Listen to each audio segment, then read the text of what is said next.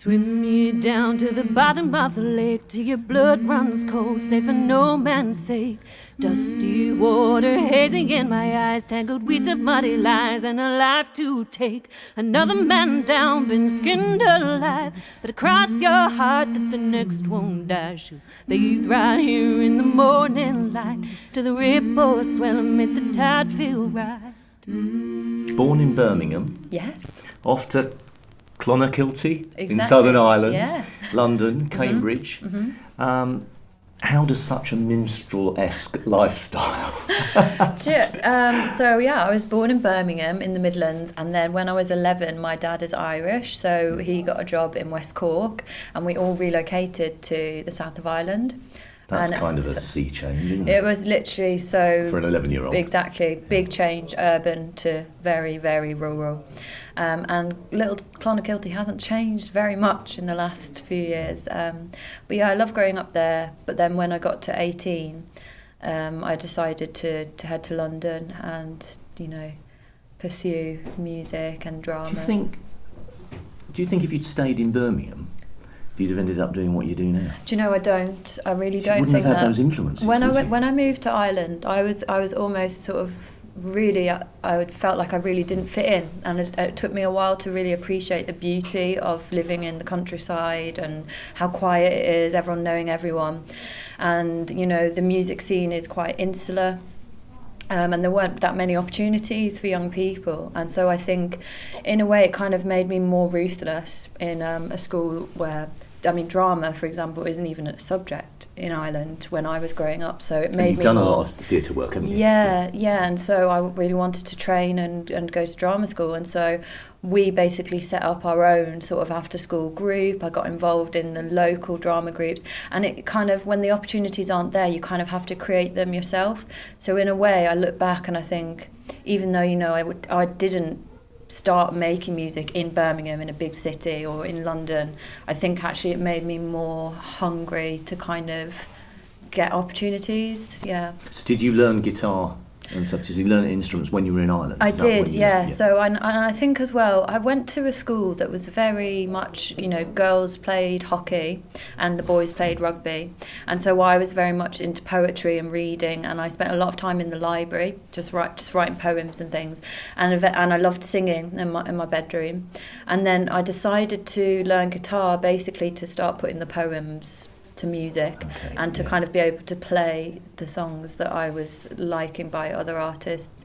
And then I started, entering like the local harvest festivals and those kind of things, and it sort of went from there really with the singing. Well, I heard you described yourself as a poetry geek, Yes, that's right. so scribbling away Yeah. in your bedroom. Yeah. Yeah, and sadly, once you've got that sense of, romance, it never leaves you. Why did you end up going into the songwriting rather than poetry or even theatre? Why did you choose music as the direction? It's a good question, because I think I've changed a lot between the three outlets in my sort of 27 years. I actually didn't. I moved to music later, although I was doing it on the side. My goal was acting and theatre, because I very much like to escape and be a character. Whereas as I've got older, I stand by my songs, I know who I am, I'm happy to go out and sing them for people, so I feel a lot more confident. Poetry, I'm not there yet. I would never go up and read my own poetry. I've got books and books of poems that I've written. I love going to poetry events, and I love curating poetry events and music, and listening to other poets, but I wouldn't have that confidence to go and read my own poems. I think it's so personal.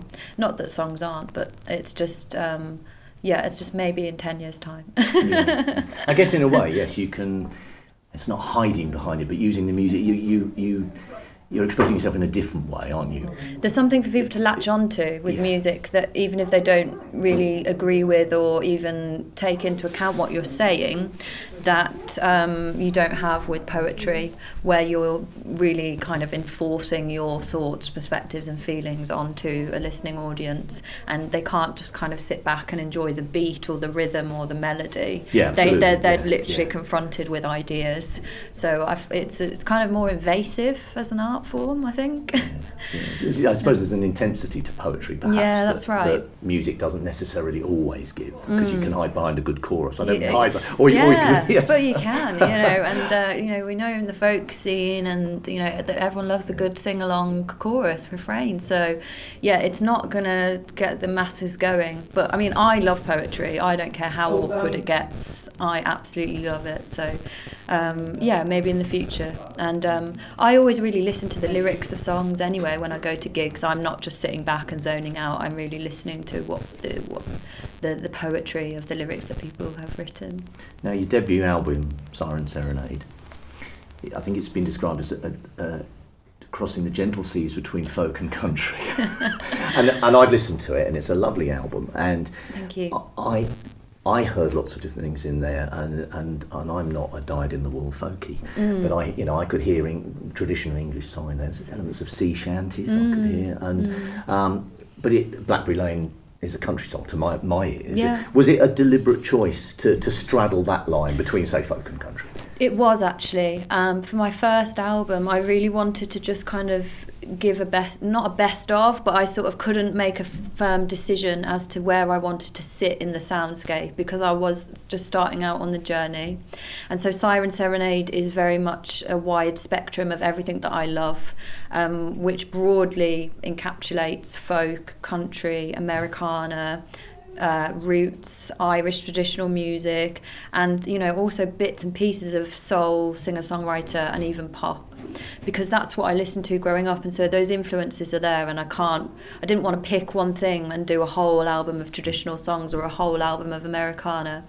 And I feel that I've been very lucky to be accepted by the folk scene, just despite that, because I don't see myself necessarily as a folk artist. I just see myself as a singer-songwriter. I think the lines are blurring between the two, aren't they? And I love playing folk venues, and I love the folk scene, and I think a lot of people do say that my songs are folky, and that's lovely, but basically as long as people like it, that's the main thing. I think the whole album hangs together really well. It's very cohesive. Wow, tell me about the title track, because that's very different with the voices, the harmonies and everything, the four voices. Well, when I wrote 4 voices on it? I think there's 4 or 5 of us. And basically when I wrote it, I very much wanted it to be a chorus of women in the background, and it's essentially, I was reading Odysseus, and I'll tell you the full story. I'd had a breakup, and I found myself in a lake in Hungary called Lake Balaton, which I don't know if you've been there, but it's one of the most depressing places you can go after a breakup. And I found myself reading Odysseus and thinking about the sirens in the sea, and how in folk music... Of course, you are a poet. That's the sort of thing a poet would do, isn't it? Go to Hungary and read Odysseus. It's such a stark image, isn't it? But that's literally what I did, and I just thought about how they kind of get a bad rep, for dragging all these sailors to their deaths. And so I just like the idea of rewriting history a little bit, and so I just decided to tell their side of the story, maybe about why they have. So it's a feminist anthem. I don't know. Goes to the Pirate Queen. That's another one. That's another feminist anthem. The Pirate Queen is definitely a feminist anthem. Grania O'Malley was just an absolute legend. What a formidable woman. Is that a trad song? Is that one of yours? No, I wrote that. Okay. Yeah, but I mean. So you took the Irish myth or something of the character and said, right, it's true. Okay, it's not a myth. It's absolutely true. Yeah, she was real, and I just thought. Well, you never know with Irish stories. My wife's Irish, so I know. Okay. You never know. Come on. That's a good point. Yeah. Well, I'm half Irish, so maybe we can agree that it's half true. That's fine. There we go. Fine. What's your song? No, you should know.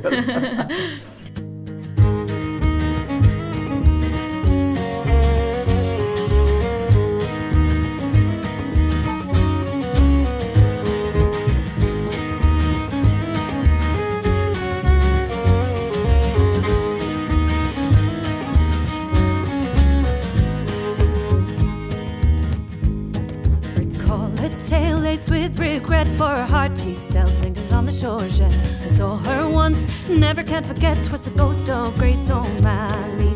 pirate queen, born of Irish soul. She was born to rule, she was meant for toil. Saw her figure glowing in the night, haunting that their galley. She glared at me, eyes of emerald green, to her fighting sword, saw her silver gleam. The fiercest spirit I had ever seen. 'Twas the ghost of the pirate queen. Now tell us about the new album. Is it High Romance? That's right. High Romance is the new album, and that album is going to be all original songs that I've written, and I'm trying to kind of create a cohesive sound on this album, which may not be where I stay, but it's maybe going to have less of the kind of chopping and changing between genres that Siren Serenade had. And I don't really know where you'd place it. I guess it is more leaning towards Americana. There's elements of rock music in there, and singer-songwriter, but also bits and pieces that are more folky. So, but it's definitely more sort of singer-songwriter-led. And the songs loosely encompass the broader idea of romance and what that means to different people and has done over the ages.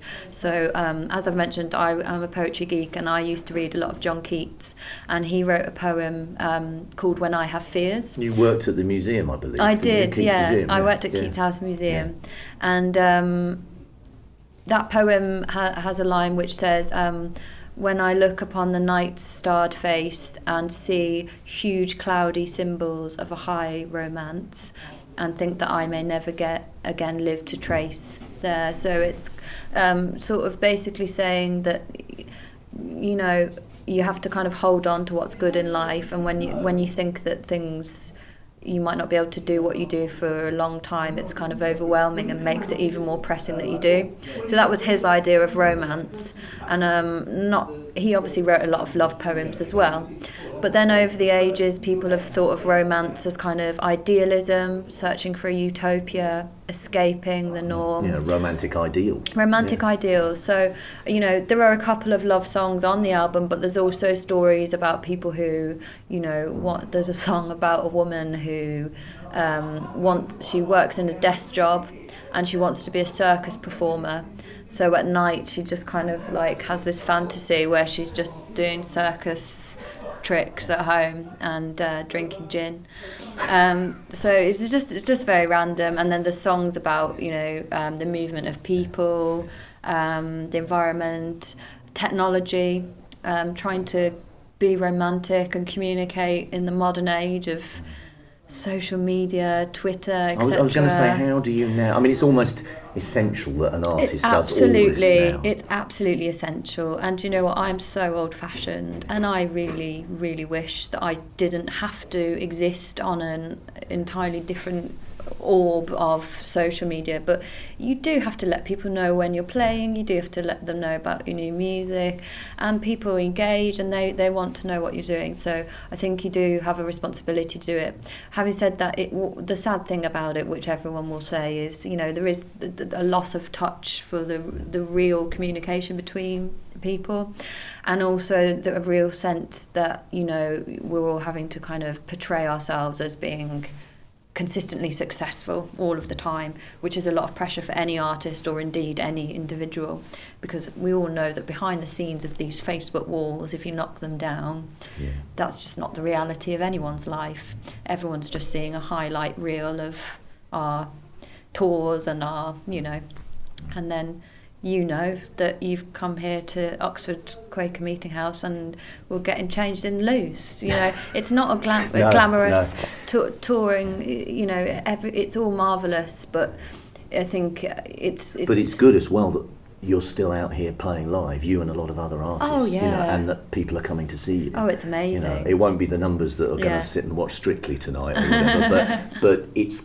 There is that contact, and you have that contact with audiences and people who want to come and see live music, which, you know, 10 years ago we were saying that was going to be it. You know, we're going to finish, and it's hanging in there. I think, and I think social media does help with that again, of the promotion of getting the face-to-face contact.